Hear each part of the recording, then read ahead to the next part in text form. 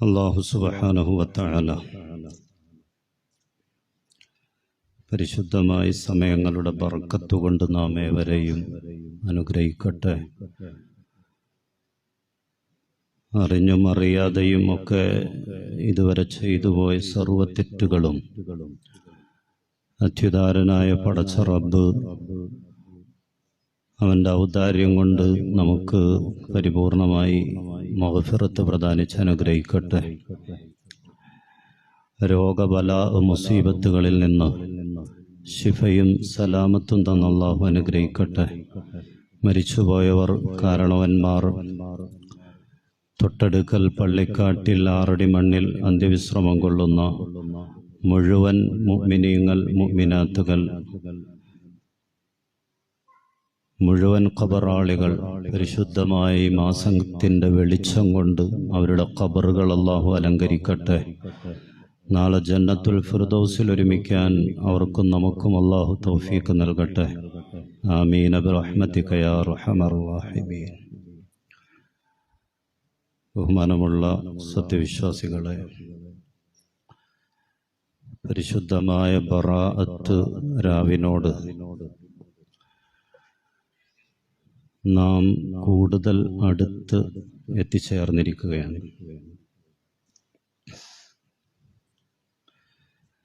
വിശുദ്ധമായ ശഅബാനിലെ ഏറ്റവും പരിശുദ്ധമായ രാവാണ്, സമയമാണ് ബറാഅത്ത് രാവ്.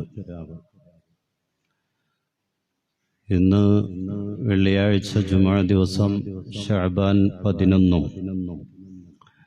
അതനുസരിച്ച് കടന്നു വരുന്ന തിങ്കളാഴ്ച വൈകിട്ട് മഗ്രിബോടുകൂടെയാണ് പരിശുദ്ധമായ ബറാഅത്തിൻ്റെ രാവ് നമ്മിലേക്ക് കടന്നു വരുന്നത്. അല്ലാഹു സുബ്ഹാനഹു വതആല അനുഗ്രഹീതമായ രാവുകളുടെ, സമയങ്ങളുടെ എല്ലാ പുണ്യങ്ങൾക്കും എല്ലാ തൗഫീഖും നമുക്ക് പ്രദാനിച്ച് അനുഗ്രഹിക്കട്ടെ. ആ രാവിൻ്റെ പേരുകൾ തന്നെ അതിൻ്റെ മഹത്വം നമുക്ക് മനസ്സിലാക്കി തരുന്നതാണ്.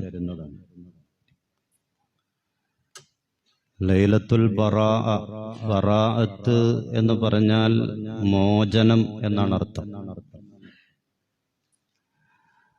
നരകത്തിൽ നിന്നുള്ള മോചനം, പാപങ്ങളിൽ നിന്നുള്ള മോചനം, അതൊക്കെ സാധ്യമാകുന്ന രാവ്. അല്ലാഹു സുബ്ഹാനഹു വതആല അതെല്ലാം ഓഫർ ചെയ്തിട്ടുള്ള രാവാണ് ബറാഅത്തിന്റെ രാവ്. ലൈലത്തു ഈദിൽ മലായിക, മലക്കുകളുടെ പെരുന്നാൾ രാവ് എന്നൊരു പേരുണ്ട്. മലക്കുകളെ സംബന്ധിച്ചിടത്തോളം അവരുടെ പെരുന്നാൾ രാവാണ് ബറാഅത്തിന്റെ രാവ്. റബ്ബിന്റെ അനുഗ്രഹത്തിന്റെ ലക്ഷോപലക്ഷം മലക്കുകൾ ഭൂമിയിലേക്ക് ഇറങ്ങി വരുന്ന പവിത്രമായ ഒരു സമയമാണത്. ലൈലത്തുൽ മുബാറക, ബറക്കത്തുള്ള രാവ്, അങ്ങനെ ഒരു പേരുണ്ട്. ലൈലത്തു ശഫാഅ, ശഫാഅത്തിന്റെ രാവ്. പരിശുദ്ധ റസൂൽ സല്ലല്ലാഹു അലൈഹി വസല്ലമ തങ്ങൾ ഈ ഉമ്മത്തിനു വേണ്ടി പ്രത്യേകം അല്ലാഹുവിനോട് ശഫാഅത്ത് നടത്തിയ, ശുപാർശ നടത്തിയിട്ടുള്ള രാവ് എന്ന അർത്ഥത്തിൽ ലൈലത്തു ശഫാഅ എന്നൊരു പേരുകൂടിയുണ്ട്. ലൈലത്തുൽ ഖിസ്മ, ഖിസ്മത്തിന്റെ രാവ്, ഓഹരി ചെയ്യുന്ന രാവ്. അല്ലാഹു സുബ്ഹാനഹു വതആല ഒരു വർഷത്തേക്കുള്ള എല്ലാ വിഭവങ്ങളും ദുനിയാവിലേക്ക് മനുഷ്യർക്ക്, അവന്റെ അടിമകൾക്ക് ഓഹരി ചെയ്തു കൊടുക്കുന്ന രാവാണ്. ആ അർത്ഥത്തിൽ ലൈലത്തുൽ ഖിസ്മ എന്നൊരു പേരുകൂടി, ഓഹരി ചെയ്യുന്ന രാവ് എന്നൊരു പേരുകൂടിയുണ്ട്. ലൈലത്തുൽ ഇജാബ, ഇജാബത്തിന്റെ രാവ്, അങ്ങനെ മറ്റൊരു പേരുണ്ട് ബറാഅത്തിന്റെ രാവിന്. പ്രാർത്ഥനകൾക്ക് ഇജാബത്ത്, ഉത്തരം നിർബന്ധമായ രാവ് എന്നാണ് അതുകൊണ്ട് ഉദ്ദേശിക്കപ്പെടുന്നത്. അടിമകൾ അള്ളാഹുവിനോട് ചോദിച്ചാൽ ആ ചോദ്യങ്ങളെല്ലാം റബ്ബ് സ്വീകരിക്കുമെന്ന് ഉറപ്പുള്ള ഉത്തരം ഉറപ്പുള്ള, ഇജാബത്ത് ഉറപ്പുള്ള രാവ് എന്ന അർത്ഥത്തിൽ ലൈലത്തുൽ ഇജാബ, ഇജാബത്തിന്റെ രാവ്, അങ്ങനെ ഒരു പേര് കൂടിയുണ്ട്. ആ പേരുകൾ തന്നെ മനസ്സിലാക്കിയാൽ മതി ആ രാവിന്റെ മഹത്വം നമുക്ക് ബോധ്യം വരാൻ. ഒരു വർഷത്തെ സമയങ്ങളിൽ, രാവുകളിൽ അതിവിശിഷ്ടമായ ഒരു സമയവും ഒരു രാവുമാണ് ഈ തിങ്കളാഴ്ച വൈകിട്ട് മഗ്‌രിബോടുകൂടെ ബറാഅത്തിന്റെ രാവ് എന്ന പേരിൽ നമ്മിലേക്ക് കടന്നു വരുന്നത്. ബഹുമാനപ്പെട്ട റസൂലുള്ളാഹി സ്വല്ലല്ലാഹു അലൈഹി വസല്ലമ തങ്ങൾ മുആദ് ബിൻ ജബൽ റളിയല്ലാഹു തആല അൻഹു റിപ്പോർട്ട് ചെയ്യുന്ന ഒരു ഹദീസിൽ അല്ലാഹുവിന്റെ റസൂൽ സ്വല്ലല്ലാഹു അലൈഹി വസല്ലമ തങ്ങൾ പറയുന്നുണ്ട്, ശഅബാൻ 15 രാവിൽ അല്ലാഹു സുബ്ഹാനഹു വ തആല അവന്റെ സൃഷ്ടികളുടെ അടുക്കലേക്ക് ഇറങ്ങി വരും. എന്നിട്ട് ഫയഗ്ഫിറു ലിജമീഇ ഖൽഖിഹി, എല്ലാവർക്കും അല്ലാഹു പുറത്തു കൊടുക്കും.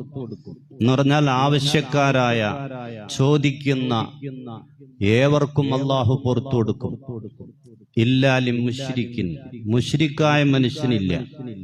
ഔ മുശാഹിനിൻ, പിണക്കത്തിലും തർക്കത്തിലും കഴിഞ്ഞുകൂടുന്ന ആളുകൾക്കുമില്ല.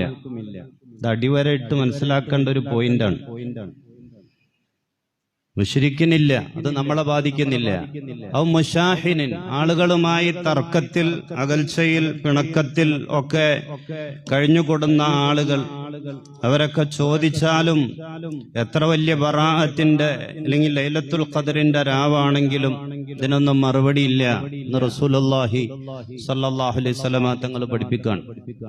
എന്തായാലും ആവശ്യക്കാരായ ആളുകൾ, ചോദിക്കുന്ന ആളുകൾ, അവർക്ക് അല്ലാഹു സുബ്ഹാനഹു വ തആല കൊടുക്കുന്ന, പുറത്തു കൊടുക്കുന്ന രാവാണ്. മറ്റൊരു ഹദീസ്, മാമിൻ ലൈലത്തിൻ ബഅദ ലൈലത്തുൽ ഖദ്രി അഫ്ളലു മിൻ ലൈലത്തിൻ നിസ്ഫി മിൻ ശഅബാൻ. ലൈലത്തുൽ ഖദ്ർ കഴിഞ്ഞാൽ പിന്നെ ശ്രേഷ്ഠമായ മറ്റൊരു രാവെന്ന് പറയാനുള്ളത് അത് ശഅബാൻ 15 രാവാണ്. പരിശുദ്ധ റസൂൽ സല്ലല്ലാഹു അലൈഹി വസല്ലമ തങ്ങൾ പറയാൻ, ആ രാവിൽ അല്ലാഹു ഒന്നാനാകാശത്തേക്ക് അടിമകളുടെ തൊട്ടടുക്കലേക്ക് ഇറങ്ങി വരും. എന്നിട്ട് ഫയഗ്ഫിറു ലിഇബാദിഹി കുല്ലിഹിം, എല്ലാവർക്കും അല്ലാഹു പുറത്തു കൊടുക്കും. എല്ലാവർക്കും അല്ലാഹു ചോദിക്കുന്ന, ആവശ്യക്കാരായ, തേടുന്ന ആളുകൾക്കെല്ലാം അല്ലാഹു പുറത്തു കൊടുക്കുന്ന രാവാണ്. അതുപോലെ ദുആഇന് ഇജാബത്തുള്ള രാവുകളെ റസൂൽ എണ്ണി പറഞ്ഞിട്ടുള്ള ചില ഹദീസുകളുണ്ട്, പെരുന്നാൾ രാവുകൾ പോലെ. അവിടെയും പ്രധാനമായും റസൂൽ എണ്ണി പറഞ്ഞ ഒരു രാവാണ് ശഅബാൻ 15 രാവ്, ബറാഅത്തിന്റെ രാവ്. അത് ദുആഇന് ഇജാബത്ത് കിട്ടുമെന്ന് ഉറപ്പുള്ള, ചോദിച്ചാൽ കിട്ടുമെന്ന് ഉറപ്പുള്ള രാവാണ് എന്ന് റസൂലുള്ളാഹി സ്വല്ലല്ലാഹു അലൈഹി വസല്ലം. അതുകൊണ്ട് ബറാഅത്തിന്റെ രാവ്, ആ രാവിന് മഹത്വമുണ്ട് എന്ന വിഷയത്തിൽ ഉലമാക്കൾക്കിടയിൽ, ഇമാമുമാർക്കിടയിൽ അഭിപ്രായ വ്യത്യാസമില്ലാത്ത കാര്യമാണ്. പ്രത്യേകിച്ച് സുന്നത്ത് ജമാഅത്തിന്റെ ഇമാമുമാർക്കിടയിൽ അഭിപ്രായ, രാവിന് മഹത്വമുണ്ടോ ഇല്ലയോ, അല്ല ആർക്കും അഭിപ്രായ വ്യത്യാസമില്ല.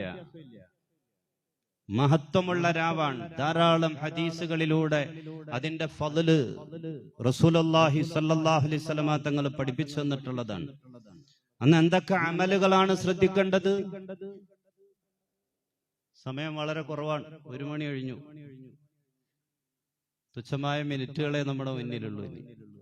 എന്തൊക്കെ അമലുകളാണ്? അത് അല്ലാഹുവിന്റെ റസൂൽ നമുക്ക് പഠിപ്പിച്ചു തന്നിട്ടുണ്ട്. അലിക്സാറു മിനദ് ദുആ, ധാരാളമായിട്ട് ദുആ ചെയ്യണം. ആ രാവിൽ നമ്മുടെ കാര്യങ്ങളൊക്കെ ചോദിക്കണമെന്നാണ്. അല്ലാഹുവിനോട് പൊറുക്കൽ തേടണം, പടച്ചവനോട് പൊറുക്കൽ തേടണം. അല്ലാഹുവിനോട് ആയുസ്സിൽ ബർക്കത്ത് ചോദിക്കണം, നമ്മുടെ റിസ്ഖിൽ ബർക്കത്ത് ചോദിക്കണം. രോഗങ്ങൾ, ബലാഅകൾ, മുസീബത്തുകൾ, ഇതിനൊക്കെ ശിഫയും അതിനെ തൊട്ടുള്ള കാവലും ചോദിക്കണം. നമ്മുടെ ദുനിയാവ് എല്ലാം ചോദിക്കണം, നമ്മുടെ ആഖിറവും ചോദിക്കണം. ചോദിക്കാനുള്ളത് മുഴുവനും ചോദിച്ച് ധാരാളമായി ദുആ വർദ്ധിപ്പിക്കണം. മറ്റൊന്ന് അലിക്സാറു മിനസ്സലാ, ധാരാളമായിട്ട് നിസ്കരിക്കണമെന്നാണ് ആ രാവിൽ. വഖൂമു ലൈലഹ, ബറാഅത്തിന്റെ രാവിൽ നിങ്ങൾ സുന്നത്ത് നിസ്കാരാണ്. അതെന്ത് നിസ്കാരം? പ്രത്യേകം ഇത്ര റക്അത്ത് എന്നൊന്നുമില്ല. തഹജ്ജുദ് നിസ്കാരാണെങ്കിൽ അത്, വിത്ർ നിസ്കാരമായിട്ടാണെങ്കിൽ അങ്ങനെ, അതല്ലെങ്കിൽ ഖളാ ആയി പോയ നിസ്കാരങ്ങൾ ഖളാ വീട്ടിക്കൊണ്ടാണെങ്കിൽ അങ്ങനെ. നിസ്കാരങ്ങൾ സാധാരണയേക്കാൾ കൂടുതൽ വർദ്ധിപ്പിക്കുക.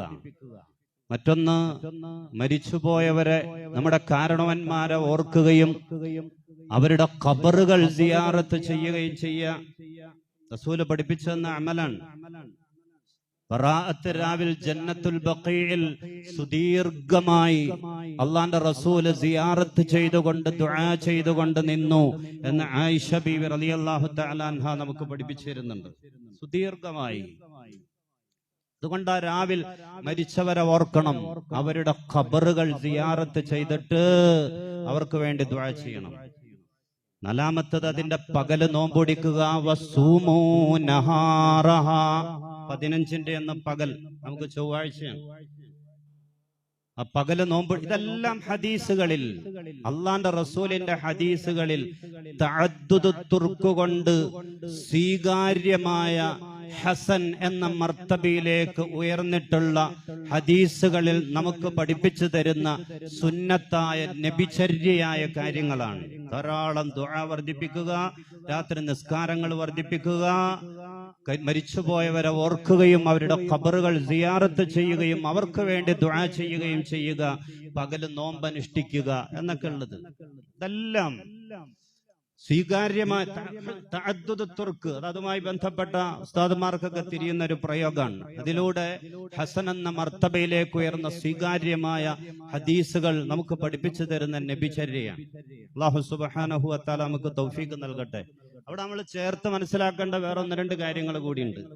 സാധാരണ അസറിന് ശേഷം 14ന്റെ അന്ന് അസറിന് ശേഷം നമ്മൾ സിയാറത്ത് ചെയ്യാറുണ്ട്. അസറിന് ശേഷം ആ സിയാറത്ത് തെറ്റൊന്നുമില്ല. സിയാറത്ത് എപ്പോ ചെയ്താലും കൂലി കിട്ടുന്ന, മരിച്ച കാരണവന്മാർക്ക് ഉപകാരപ്പെടുന്ന കാര്യമാണ്. അതേത് സമയത്ത് ചെയ്താലും. പക്ഷേ ബറാഅത്ത് രാവാകുന്നത് മഗ്രിബ് ബാങ്ക് കൊടുക്കുമ്പോഴാണ്. നമ്മൾ മനസ്സിലാക്കേണ്ട ഒരു കാര്യമാണ്. എപ്പോഴും ഞാൻ സൂചിപ്പിക്കാറുള്ളതാണ്, എല്ലാ വർഷവും മഗ്രിബ് ബാങ്ക് എടുക്കുമ്പോഴാണ് ബറാഅത്ത് രാവാകുന്നത്. ബറാഅത്ത് രാവിനോടനുബന്ധിച്ചുള്ള സുന്നത്തായ സിയാറത്ത്, അതിന്റെ സവാബ് നമുക്ക് കിട്ടണമെങ്കിൽ മഗ്രിബിന് ശേഷം, മഗ്രിബിന് മുമ്പ് നമ്മൾ സിയാറത്ത് ചെയ്തവരാണെങ്കിലും മഗ്രിബ് നിസ്കാര ശേഷം നമ്മുടെ പള്ളിയിൽ ഒരു യാസീൻ ഓതി ഒരുമിച്ച് കൂടി നമ്മൾ ദുആ ചെയ്യും. അതിനുശേഷം ഇശാഇന് ശേഷമോ മറ്റോ സുബഹിന് മുമ്പ് ഏത് സമയത്താണെങ്കിലും ആ മരിച്ചവരുടെ ഖബറിൽ, ഇനി നമുക്ക് വേണ്ടപ്പെട്ട ആരും ഈ മക്ബറയിൽ ഇല്ലെങ്കിൽ പോലും ആ മക്ബറയിൽ ഒന്ന് പോയിട്ട് അവർക്ക് വേണ്ടി ഒന്ന് സലാം പറയുക, അവർക്ക് വേണ്ടി ഒരു ഫാത്തിഹ ഓതുക, അതെങ്കിലും ചെയ്ത് ദുആ ചെയ്യുക. അത് സുന്നത്തായ ബറാഅത്തുമായി ബന്ധപ്പെട്ട അമലാണ്. അത് മഗ്രിബിന് ശേഷമാണ് അതിന്റെ സമയം. അത് നമ്മൾ മനസ്സിലാക്കണം. അതുപോലെ മറ്റൊരു കാര്യം, ബറാഅത്തിന്റെ നോമ്പ് ഇത് പാരമ്പര്യമായി സുന്നത്തായി നമ്മൾ മനസ്സിലാക്കിയിട്ടുള്ളതാണ്. ആ നോമ്പിന്റെ വിഷയത്തിൽ ബറാഅത്തിന്റെ പേരിൽ പ്രത്യേകമായ ഒരു നോമ്പ്, ബറാഅത്തിന്റെ പേരിൽ പ്രത്യേകമായൊരു നോമ്പ്, അത് ഉലമാക്കൾക്കിടയിൽ അഭിപ്രായ വ്യത്യാസമുള്ളതും പല ഉലമാക്കളും അത് സുന്നത്താണ് എന്ന് പഠിപ്പിച്ചു തന്നിട്ടുള്ളതുമാണ്. അതുകൊണ്ടാണ് നമ്മൾ നോമ്പ് പിടിക്കുന്നത്. അഭിപ്രായ വ്യത്യാസമുണ്ട്, എന്നാലും പല ഉലമാവും അത് സുന്നത്താണെന്ന് പഠിപ്പിച്ചു തന്നിട്ടുണ്ട്, മിഅ്റാജിന്റെ നോമ്പ് പോലെ തന്നെ. പക്ഷെ അവിടെയും നമ്മൾ ചേർത്ത് മനസ്സിലാക്കേണ്ടത് ആ നോമ്പിന്റെ സ്ഥാനം എന്താണ്. ബറാഅത്തിന്റെ പേരിൽ പ്രത്യേകമായ നോമ്പ്, അതിന്റെ സ്ഥാനം അതിനേക്കാളും ശക്തമായ സുന്നത്താണ് അറഫ നോമ്പ്, മുഹറം 10ന്റെ നോമ്പ്, എല്ലാ ആഴ്ചയിലും തിങ്കളാഴ്ച ദിവസങ്ങളിലെ, വ്യാഴാഴ്ച ദിവസങ്ങളിലെ നോമ്പ്, എല്ലാ മാസവും അറബി മാസം 13, 14, 15 ഈ ദിവസങ്ങളിലേക്ക് നോമ്പ്. അത് ഈ നോമ്പിനേക്കാളും ശക്തമായ സുന്നത്താണ്. അതങ്ങനെ നമ്മൾ മനസ്സിലാക്കണം. ഞാൻ ഇങ്ങനെ പറഞ്ഞു എന്ന് വെച്ചോണ്ട് ബറാഅത്തിന് നോമ്പില്ല എന്ന് ഉസ്താദ് പ്രസംഗിച്ചു എന്ന് പറയരുത്, മിഅ്റാജിന് നോമ്പില്ല എന്ന് പറയരുത്. നോമ്പ് പാരമ്പര്യമായി നമ്മൾ സുന്നത്തായി നമ്മൾ ചെയ്തു വരുന്നതാണ്. പക്ഷെ ഓരോന്നിനുമുള്ള സ്ഥാനം കൃത്യമായി നമ്മൾ മനസ്സിലാക്കണം. പരിശുദ്ധമായ ദീൻ അത് അതിൻ്റെതായ തോതനുസരിച്ച്, അളവനുസരിച്ച് നമ്മൾ മനസ്സിലാക്കുകയും അത് സ്വീകരിക്കുകയും ചെയ്യണം. ഉള്ളതുപോലെ, ഇല്ലാത്തത് കൂട്ടിച്ചേർക്കേണ്ട കാര്യമൊന്നുമില്ല. ഇല്ലാത്ത പ്രാധാന്യം കൊടുക്കേണ്ട കാര്യമില്ല. ഉള്ളതുപോലെ സ്വീകരിക്കാനും മനസ്സിലാക്കാനും അമല് ചെയ്യാനും നമുക്ക് സാധിക്കണം. കുന്തു നഹൈതുകും അൻ സിയാറത്തിൽ ഖുബൂർ, ഞാൻ നിങ്ങളെ ഖബർ സിയാറത്തിനെ തൊട്ട് തടഞ്ഞിരുന്നു. എന്നാൽ ഫസൂറുഹാ,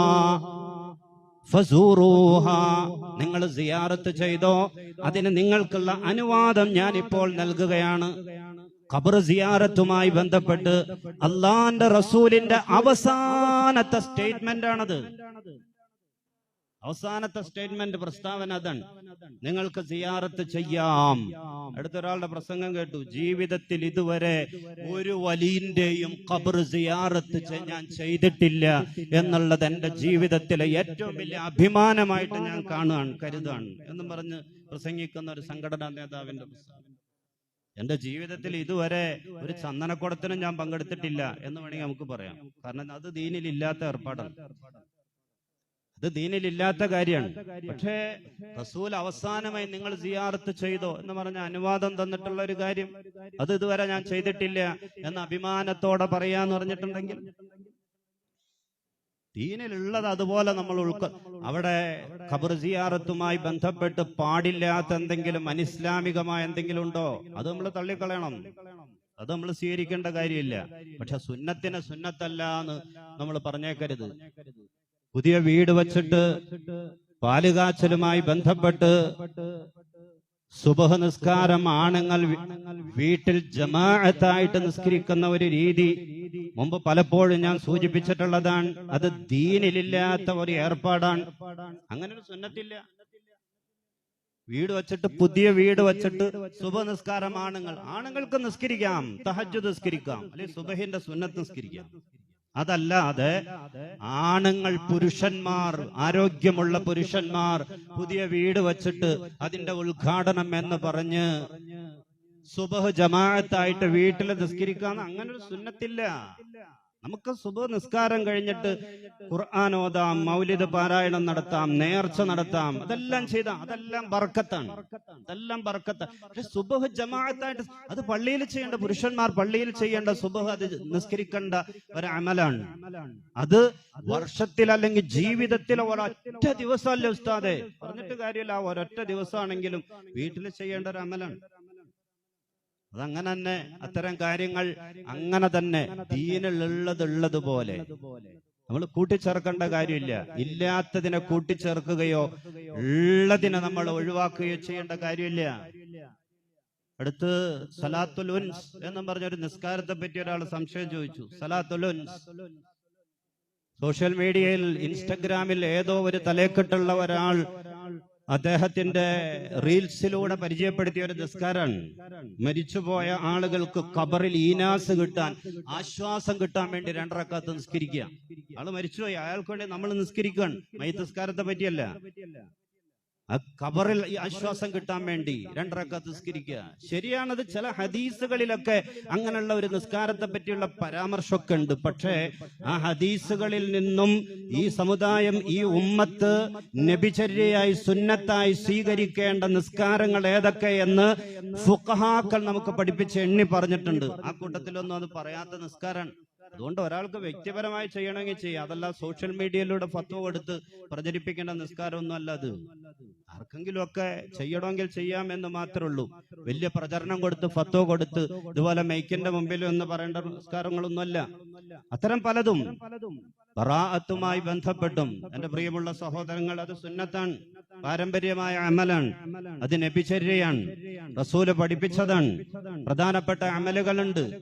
അന്നത്തെ ദിവസം ധാരാളം ദുആ ചെയ്യുക, രാത്രി നിസ്കരിക്കുക, ഖബറുകൾ സിയാറത്ത് ചെയ്യുക, കാരണവന്മാരെ ഓർക്കുക, അവർക്ക് വേണ്ടി ദുആ ചെയ്യുക, പിറ്റേന്ന് പകല് നമ്മള് നോമ്പനുഷ്ഠിക്കുക. ഇതെല്ലാം ഹദീസുകൾ പഠിപ്പിച്ചു തരുന്ന അമലാണ്. പക്ഷെ ആ നോമ്പുമായി ബന്ധപ്പെട്ടുള്ള നോമ്പിന്റെ സ്ഥാനം എത്രയാണ്? ചില ആളുകൾ അതിനെപ്പറ്റി പ്രസംഗിച്ച് റമളാനിലെ നോമ്പിനേക്കാൾ ശ്രേഷ്ഠമായ നോമ്പ് എന്ന നിലക്ക് ബറാഅത്തിന്റെ നോമ്പിനെ, മിഅ്റാജിന്റെ നോമ്പിനെയൊക്കെ അവതരിപ്പിക്കുന്നുണ്ട്. അങ്ങനെ നമ്മൾ ചെയ്യാൻ പാടില്ല. അല്ലാഹു സുബ്ഹാനഹു വ തആല ദീനിന്റെ കാര്യങ്ങൾ അതിന്റെ ഹഖായ നിലക്ക് മനസ്സിലാക്കാനും ഉൾക്കൊള്ളാനും നമുക്ക് തൗഫീഖ് പ്രദാനിച്ച് അനുഗ്രഹിക്കുമാറാകട്ടെ.